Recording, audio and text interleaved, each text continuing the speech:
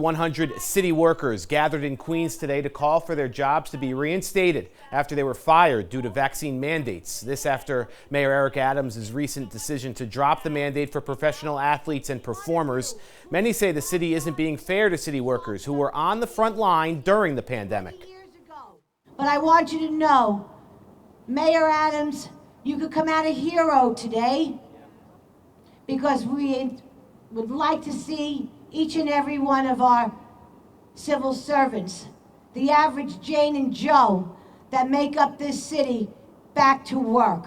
Yeah. And that was Councilmember Vicky Palladino. She says her office will be introducing legislation to regulate the emergency power needed to get those terminated city workers their jobs back.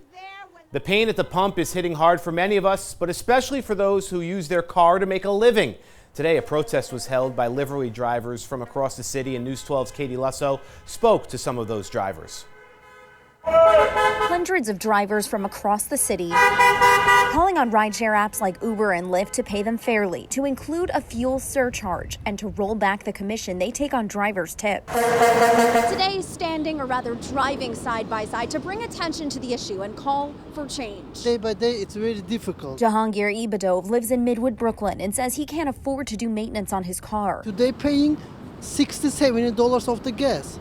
It's not fair. Right now, I don't even have a vehicle. Raul Rivera is another driver. He lives in Soundview in the Bronx. Gas prices really hit me, and I started to feel it. And I was driving a hybrid, which is better on gas. He says he spent more time at the pump than on the road. I've gone up to 4 times a day, sometimes 5. And says in order to make any money, he and his fellow TLC drivers have to spend at least 10 hours behind the wheel. 10 hours to make a living, to get something out of it.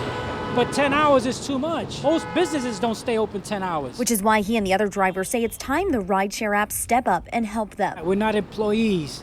We are small business owners, just like the pizza shop and the bodega. Thing is that we drive a vehicle. Our office or our storefront is on 4 wheels. They ended their caravan outside Uber's Manhattan office and say they're determined to have their voices heard. In Fort Greene, Katie Lusso, News 12. We reached out to Uber and are still waiting to hear back from them. A spokesperson for Lyft says they already have a fuel surcharge in place that goes to the drivers. For more on the financial support they say they offer, head to our website, news12.com.